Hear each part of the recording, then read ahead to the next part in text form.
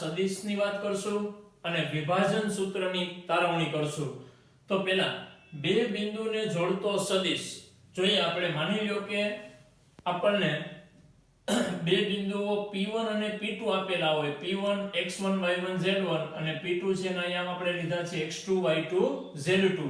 આને જોડતો સદિશ એટલે P1 P2 સદિશ થયો। તો P1 P2 સદિશના યામ કેવા હોય અથવા તો એ સદિશ કેવો હોય એ મેળવવું હોય તો કઈ રીતે મેળવી શકાય? અહીંયા ઉગમ બિંદુ હશે, x અક્ષ ઉપર એકમ સદિશ કેરેટ I વડે દર્શાવાય, y અક્ષ ઉપર કેરેટ j અને z અક્ષ ઉપર કેરેટ k વડે દર્શાવી શકાય, આપણે જાણીએ છીએ। હવે ઉગમ બિંદુથી P1 સુધીનો સદિશ એટલે એને OP1 અથવા તો P1 નો સ્થાન સદિશ કહેવાય। તો આ OP1 સદિશ શું થશે? આ બેના x યામ ની બાદબાકી, y યામ ની બાદબાકી, z યામ ની બાદબાકી બતાવે તો એ શું થશે? x1 y1 z1 અથવા નામે લખાય x1 કેરેટ I વત્તા y1 કેરેટ j વત્તા z1 કેરેટ k લખાય કે ના લખાય? આપણે આની ચર્ચા આગળ કરી ગયા કે સદિશને યામના સ્વરૂપમાં લખવું હોય તો કૌંસમાં આ રીતે લખવાનો, I j k ના સ્વરૂપમાં લખવું હોય તો વચ્ચે પ્લસની નિશાની કરવાની। એ જ રીતે આપણે OP2 લખવો હોય તો આ સદિશ શું થશે? x2 caret I plus y2 caret j plus z2 caret k। I j k x y z અનુક્રમે યામ દર્શાવે છે। હવે અહીં એક ત્રિકોણ બને છે, કયો ત્રિકોણ? OP1 P2। હવે આમાં આપણે ત્રિકોણનો સરવાળાનો નિયમ જાણીએ છીએ। OP1 સદિશ છે એનો અંતિમ ભાગ અહીંયા આવે છે, P1 P2 નો અહીંયા પ્રારંભ બિંદુનો ભાગ આવે છે। તો આ બેનો સરવાળો આના જેટલો હોય તો આપણે આમ લખી શકીએ આ ત્રિકોણમાં OP1 સદિશ વત્તા P1 P2 સદિશ બરાબર શું આવશે? OP2 સદિશ। આમાંથી આપણે શું મેળવવું છે? P1 P2 સદિશ। તો આને કરતા બનાવીએ P1 P2 સદિશ બરાબર આની કિંમત આપણે જાણીએ શું છે? OP2 એટલે x2 કેરેટ I વત્તા y2 કેરેટ j વત્તા z2 કેરેટ k પછી માઈનસ OP1 સામે જાય એ કોણ છે? x1 caret I plus y1 caret j plus z1 caret k છે। બેની વચ્ચે બાદબાકી છે, આમાંથી પેલામાંથી કેરેટ I સામાન્ય નીકળે એટલે અંદર શું વધશે? x2 x1 કેરેટ I, બીજામાં y2 y1 caret j plus ત્રીજામાં z2 z1 કેરેટ k। તો આ મળી ગયો આપણને P1 P2 સદિશ। આનો મતલબ શું થાય? માની લ્યો કે P1 ના યામ 2 4 -1 હોય, P2 ના યામ 3 2 0 હોય। હવે આ P1 છે, આ P2 છે, જો આપણને P1 P2 સદિશ મેળવવાનો કહે તો શું કરવાનું? P1 P2 માટે આ P2 ના યામ x2 હતા, નાના x1 હતા તો x2 x1 કર્યા, એનો મતલબ શું થયો? P2 આ બીજા ક્રમ એટલે કે અંતિમ બિંદુ છે એમાંથી પ્રારંભ બિંદુ માઈનસ કરવાનું છે। તો આમાંથી આ બાદ થાય એટલે શું આવશે? 3 2i પ્લસ 2 4j પ્લસ 0 -1 એટલે +1 કેરેટ j શું થશે? આ 1 એટલે કેરેટ I, આ થશે -2j, આ થશે k। તો આ મળી ગયો આપણને P1 P2 સદિશ। તો આ રીતે આપણે બે બિંદુને જોડતો સદિશ જ્યારે મેળવવો હોય ત્યારે શું કરવાનું? અંતિમ બિંદુમાંથી પ્રારંભ બિંદુ માઈનસ કરી દેવાનું। હવે આને આ રીતે લખાય અથવા આમે લખાય। અહીંયા I એટલે કે એકડો, -2 અહીંયા કાઈ નથી એટલે 1। આ બેનો મતલબ P1 P2 સદિશ જ થશે। ધ્યાન રાખશો આપણે અહીંયા P1 માંથી P2 માઈનસ નથી કરવાના, P2 માંથી P1 માઈનસ કરવાના છે. હવે આ સદિશ મેળવો, સદિશનું મૂલ્ય મેળવવું હોય તો એના માટે આપણે આગળ જોઈ ગયા એમ જ અંતર સૂત્ર જેમ વાપરતા એ જ કામ અહીંયા કરવાનું છે. એટલે કે P1 P2 માનાંકમાં શું આવશે, વર્ગમૂળમાં બેયના LCM ની બાદબાકીનો વર્ગ, બેયના YM ની બાદબાકીનો વર્ગ, બેયના ZM ની બાદબાકીનો વર્ગ.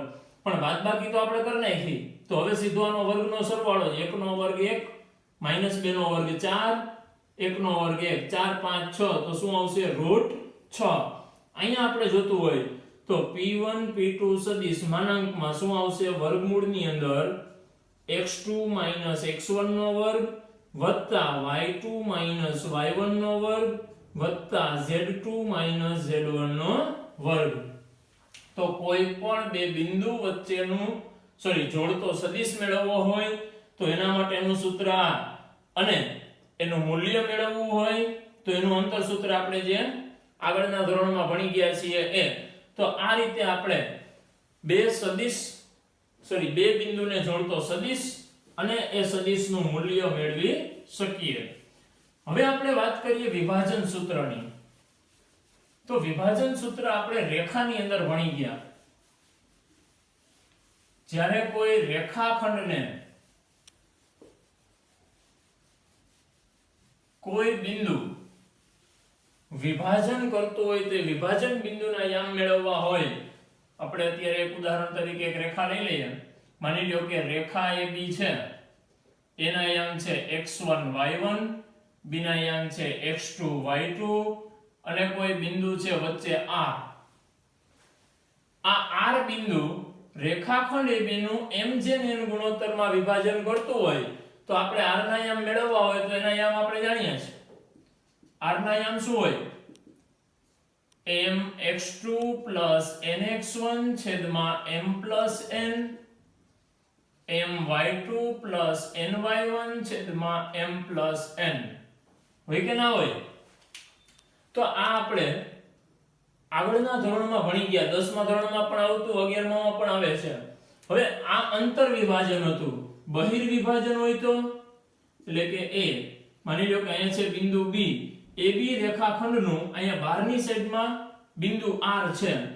આના યામ x1 y1, આના યામ x2 y2, અને વિભાજન R બિંદુ AB નું વિભાજન એ તરફથી કરતું હોય તો આ કટકો છે આખો EM, BR વાળો છે N. જો આપણે R માં જોવાનું છે A થી R, B થી R. અહીં શું જોયું હતું, A થી R, B થી R. તો આના માટે શું આવશે, આમાં વચ્ચે ખાલી માઈનસની નિશાની આવે, બાકી કઈ ફેરફાર થતો નથી. તો આવું જ કામ આપણે અહીંયા કરવાનું છે. તો એના માટે પહેલા આપણે અંતઃવિભાજનની વાત કરીએ. અંતઃવિભાજનની અંદર શું છે, તો અહીંયા આપણે જેમ R ના યામ મેળવતા, તો અહીંયા તો એવો સદિશ મેળવવાનો છે, પણ સદિશ કોની સાપેક્ષમાં, ઉગમ બિંદુની સાપેક્ષમાં, એટલે કે એનો સ્થાન સદિશ. સ્થાન સદિશ કોને કહીએ આપણે, ઉગમ બિંદુની સાપેક્ષમાં જે સદિશ મેળવતા હોઈએ એને. તો અહીંયા આપણે R નો સ્થાન સદિશ મેળવવો છે. એના માટે A અને B બે બિંદુ છે. આ બે બિંદુનું R છે એ વિભાજન કરે છે, જો આની વચ્ચે છે R, તો એ અંતઃ વિભાજન થશે. તો અહીંયા m લઈ લઈએ, અહીંયા n લઈ લઈએ. હવે આના માટે આપણે આમ લખી શકીએ, જો AR છેદમાં BR બરાબર m ના છેદમાં n. n અહીંયા આવે તો n AR થશે, BR અહીંયા જાય તો m BR થઈ ગયું. તો આ જ રીતે આપણે અહીંયા આને લખ્યું છે. પણ અહીંયા રેખાખંડ હતા તો AR ની જગ્યાએ RA લખી શકાય. અહીંયા એવું નહીં થાય, કેમ કે અહીંયા સદિશ છે.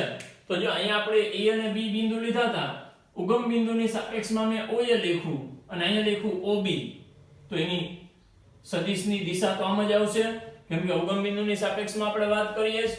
અહીંયા બિંદુ R છે, એને જોડતો OR સદિશ જોયો, એને નામ આપ્યું આપણે સદિશ R. આ સદિશ A, આ સદિશ B, m અને n લખ્યા છે અહીંયા. તો R બિંદુ સદિશ AB નું AB લખ્યું છે એટલે A થી B તરફનો સદિશ આવશે, એટલે તીર આ સાઈડ આવશે.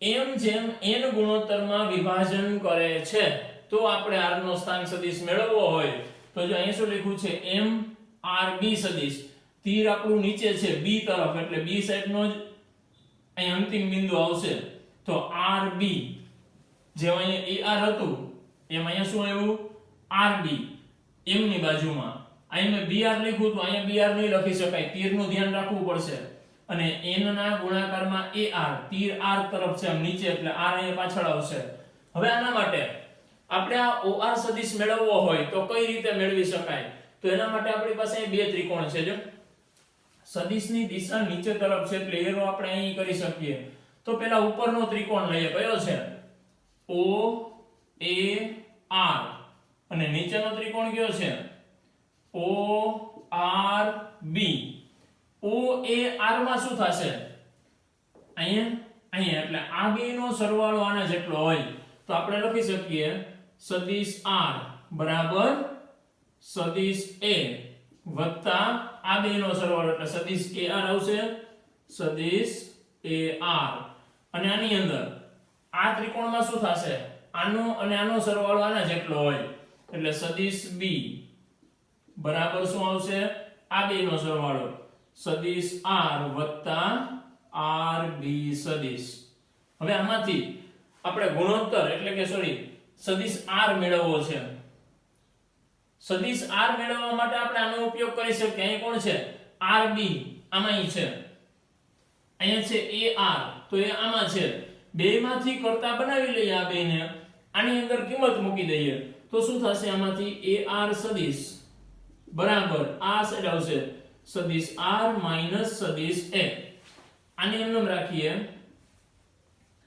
RB સદિશ શું થશે આ સામે વયો જાય સદિશ B માઈનસ સદિશ R હવે આપણે શું કરવાનું છે આ બે ની કિંમતને આમાં મૂકીએ અહીંયા છે M ગુણાકારમાં RB એટલે એની જગ્યાએ શું આવશે સદિશ B માઈનસ સદિશ R બરાબર સામે છે N ગુણાકારમાં આવશે સદિશ R માઈનસ સદિશ A કૌંસ છૂટા પાડીએ MB સદિશ માઈનસ MR સદિશ બરાબર NR સદિશ માઈનસ NA સદિશ આમાંથી આપણે R ને કરતા બનાવવો છે R અહીંયા બે જગ્યાએ છે આ સામે જાય તો એમાંથી સદિશ R સામાન્ય નીકળશે અંદર શું વધશે M n આ સાઈડ આવે તો પ્લસ થાય NA સદિશ વત્તા MB સદિશ થશે ને આ ભાઈ આવશે અહીં છેદમાં તો સદિશ R બરાબર શું આવશે NA સદિશ વત્તા MB સદિશ છેદમાં M n તો જો આ છે ને ખરેખર આના જેવું જ છે છેદમાં M n છે અંશમાં શું છે NA સદિશ n ના ગુણાકારમાં x1 એટલે પેલું બિંદુ હતું તો અહીંયા n ના ગુણાકારમાં સદિશ A એટલે પેલો જે સદિશ લીધો એ વત્તા MB સદિશ m ના ગુણાકારમાં અંતિમ જે હોય એ એટલે કે બીજો છે અહીંયા આપણને એક જ મળ્યું છે અહીંયા આપણી પાસે બે હતા પણ ખરેખર અહીંયા પણ બે જ છે જો કેમ કે અહીંયા ત્રણ પણ હોઈ શકે કેમ કે સદિશ ની અંદર ત્રણ યામ હોઈ શકે x1 y1 z1 એ જ રીતે b ની અંદર એ ત્રણ હોઈ શકે તો આ પણ ખરેખર આપણને એક બિંદુ સ્વરૂપમાં જ મળશે તો અહીંયા આપણે લખી શકીએ સદિશ OR અથવા તો સદિશ R બરાબર MB સદિશ પ્લસ NA સદિશ છેદમાં M n આ શું મળશે આપણને OR સદિશ કયો જે સદિશ AB નું અંતઃ વિભાજન કરતો હોય એવા સદિશ R નો સ્થાન સદિશ ધ્યાન રાખવાનું છે અહીંયા M હતો એના ગુણાકારમાં સામેનો B n હતો એના ગુણાકારમાં સામેનો સદિશ A અને છેદમાં બે નો સરવાળો બીજું અહીંયા આપણને ખ્યાલ કેમ આવશે કે આમાં પહેલું બિંદુ એટલે કે A1 અને B1 કોને લેવાના તો એના માટે જો આપણને કહી દીધું હોય સદિશ AB નું વિભાજન કીધું છે તો અહીંયા પ્રારંભ બિંદુ A થાય અંતિમ બિંદુ B થાય તો B વાળું અંતિમ બિંદુ છે m ના ગુણાકારમાં હોય પ્રારંભ બિંદુ A છે એ n ના ગુણાકારમાં હોય આ જ રીતે હવે આપણે વાત કરીએ બહિર્વિભાજનની બહિર્વિભાજનમાં OB સદિશ OA સદિશ આપણે AB સદિશ જોઈએ છે એટલે કે આવું AB સદિશનું m જેમ n એટલે A થી R નું માપ m b થી r નું માપ n, r બારની સાઈડ છે તો આ બહિર્વિભાજન થયું કહેવાય. તો અહીંયા r નો સ્થાન સદિશ મેળવવો હોય તો આપણે આમાં જોયું હતું કે વચ્ચે ખાલી માઈનસ ની નિશાની આવતી હતી. તો આમાં પણ શું થશે? આ જ રીતે આપણે બે ત્રિકોણનો ઉપયોગ કરીને મેળવી શકીએ સદિશ OR બરાબર MB સદિશ માઈનસ NA સદિશ છેદમાં M માઈનસ N. વચ્ચે ખાલી માઈનસ નો ફેરફાર થશે. અહીંયા બેયમાં વચ્ચે પ્લસ હતા, અહીંયા બેયમાં વચ્ચે માઈનસ આવશે. પછી મેં લખ્યું છે મધ્ય બિંદુ R નો સ્થાન સદિશ. હવે માની લો કે અહીં મધ્ય બિંદુ હોય R, તો આપણે R ના યામ મેળવવા હોય શું કરીએ?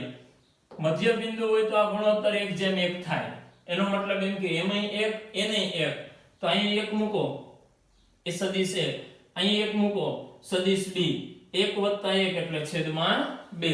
તો અહીંયા થશે R નો સ્થાન સદિશ સદિશ A + સદિશ B છેદમાં 2. એટલે કે મધ્ય બિંદુ તરીકે જો R હોય તો એની અંદર M અને N ની કિંમત આપણે 1 મૂકવાની થાય.